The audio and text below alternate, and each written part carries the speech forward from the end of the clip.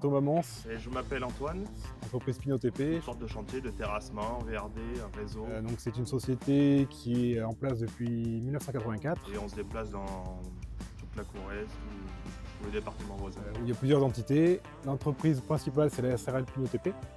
Ça regroupe après plusieurs entités, donc carrières, un centre de revalorisation et d'autres petites entreprises. Donc notre activité principale, c'est le terrassement, les VRD, donc, qui composent les voiries, rénovation de voiries, voiries neuves, réseau, bâtiments industriels, recyclage de matériaux, démolition, voilà, donc tout un panel de travaux. Moi, pour ma part, ça fait 22 ans que je suis dans l'entreprise. Allez, on y va. Comme ouvrier qualifié, constructeur, entretien des routes. Et aujourd'hui, je suis conducteur de travaux. Donc, je suis mes chantiers de terrassement ou de réseau d'hiver.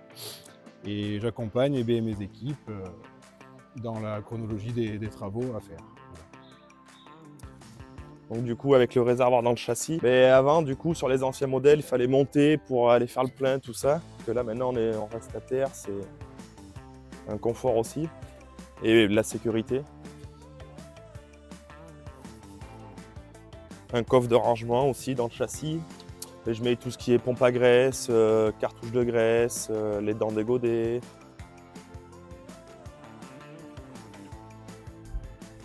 Donc en ce qui concerne la machine EW100, cette machine-là, malheureusement pour moi, je n'ai pas l'occasion de travailler beaucoup avec.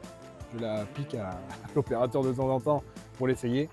Pour avoir essayé les anciennes, bon, je sais que c'est des bonnes machines de VRD. On s'en sert principalement pour faire des tranchées sur des plateformes, de la pose de bordure, de l'aménagement routier.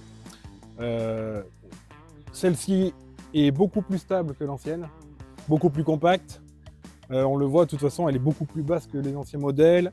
Les pneus qui ont été choisis aussi par cette configuration-là, a priori, pareil, on gagne beaucoup en stabilité aussi et en portance. Donc pour moi, c'est une bonne machine pour l'utilité qu'on en a. Donc du coup, voilà, le confort, l'ordinateur, la visibilité, ouais, elle est mieux que les anciens modèles. Plus, comme je disais, plus compacte.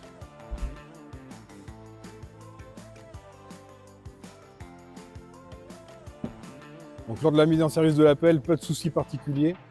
Dans les premières semaines après, on a rencontré quelques petits problèmes et c'était des réglages d'usine, si je ne dis pas de bêtises, qui étaient encore en configuration dans l'appel. Donc il a fallu la reconfigurer en mode travail finalement.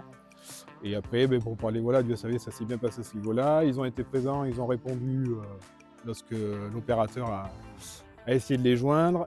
Et là aujourd'hui, on va commencer à caler les entretiens du matériel. Donc a priori, il n'y a pas de soucis particuliers. On va voir si tout se passe bien quand ils seront faits. Du coup, j'ai connu Rivet au Salon Expo à Égletons. Et du coup, ils étaient installés sur le parc. J'ai essayé l'appel. Il y avait des commerciaux cool. Et du coup, ils m'ont proposé d'essayer l'appel, tout ça. Donc j'ai travaillé un petit peu avec. Ils m'ont proposé de la mettre en démo en entreprise. Et du coup, ça s'est fait comme ça après.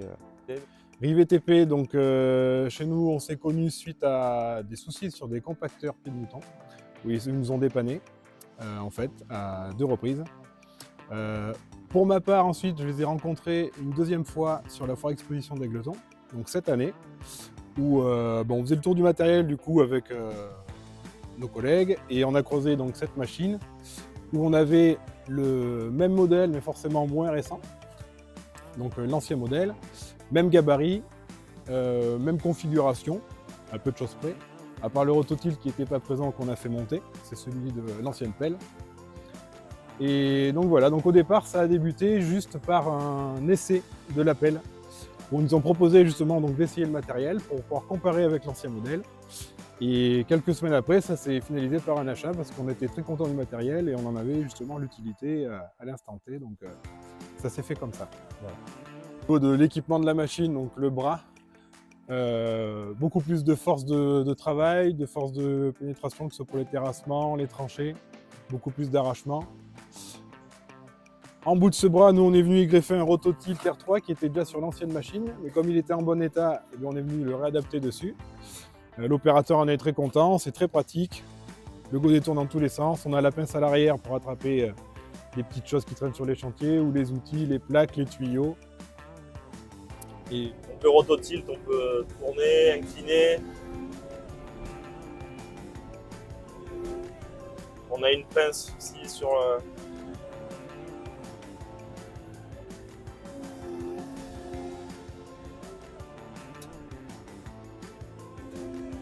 Et puis on voit la stabilité de la machine, c'est impressionnant. point différent avec l'ancien matériel.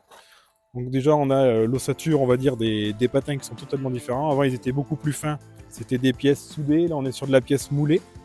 Déjà, elle est compacte, elle est plus basse, donc ce qui permet d'avoir un châssis mieux. Et sur les pneus aussi, sont bien chaussés. Bon, les petites protections des vérins. Les roues jumelées collées, sans écart entre les pneus. C'est très pratique pour pas que les pierres et les misères se mettent dedans. Ça permet d'être précis, oui. Plus rapide sur la durée, oui, c'est plus rapide. Le confort aussi, on a le siège pneumatique avec les commandes fixées au siège. Donc ça, c'est un plus aussi.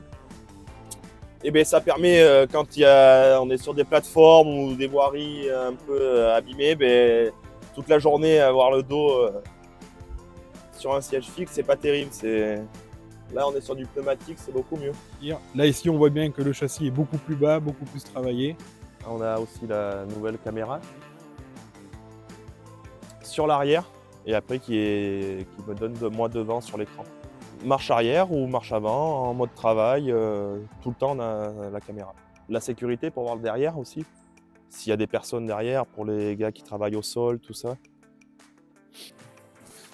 Là, toujours pareil sur la lame, on a des pièces moulées. Les anciennes machines, c'était pas du tout comme ça, c'était des pièces d'acier soudées entre elles. Comme les patins.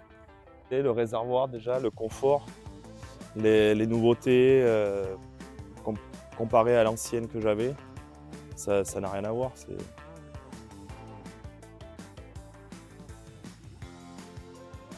Ils ont rajouté aussi un éclairage sur le côté. Ben, la visibilité sur le côté quand le soir il fait un peu nuit ou pour travailler, tout à fait, même pour descendre. Quand on descend de la pelle, eh ben, on a le marchepied qui est éclairé. Donc ça aussi c'est un plus. Après ici, bon, le design aussi c'est quand même différent. On a une grande barre LED en haut qui s'allume soit avec les feux de stop ou soit avec l'éclairage de la machine.